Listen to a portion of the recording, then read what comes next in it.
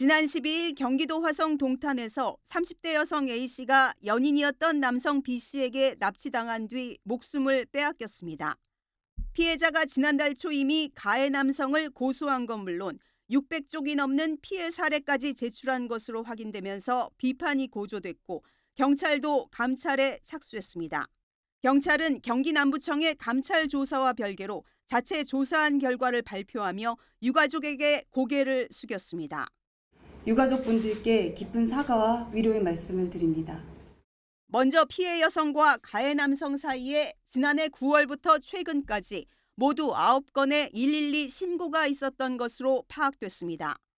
이 가운데 지난해 9월 첫 신고 당시 경찰은 과거의 지속적인 폭행 정황을 파악했지만 처벌을 원하지 않고 이미 화해했다는 피해자 진술을 종합 검토하지 않고 사건을 경미하게 종결한 것으로 드러났습니다.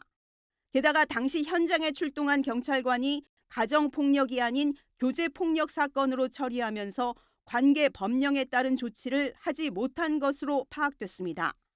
특히 지난 2월에는 신고를 받고 출동한 경찰이 단순한 말다툼이라는 말만 듣고 아무 조치 없이 사건을 종결했는데 경찰관들이 떠난 후 가해자가 피해자 입에 수건을 물리고 마구 때리는 등 고문에 가까운 가혹행위가 있었던 것으로 조사됐습니다.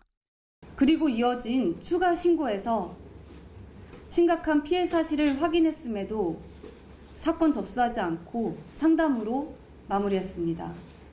이후 지난달 초 피해자가 600쪽이 넘는 녹취록을 제출했지만 서장에게 보고도 되지 않았고 뒤늦게 내용을 인지한 과장의 영장검토 지시도 담당 경찰이 바뀌며 제대로 이루어지지 않았습니다.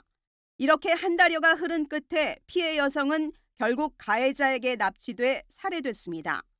미흡했던 조치를 인정한 경찰은 비슷한 일이 다시 발생하지 않도록 진행 중인 사건을 전수 점검하고 피해자 보호 조치가 제대로 되고 있는지 꼼꼼히 살피겠다고 강조했습니다. 무고한 생명을 잃은 뒤 내놓은 재발 방지 대책을 계기로 불안에 떠는 피해자들이 이제는 경찰을 믿고 기댈 수 있을지 지켜봐야겠습니다. YTN 김선희입니다.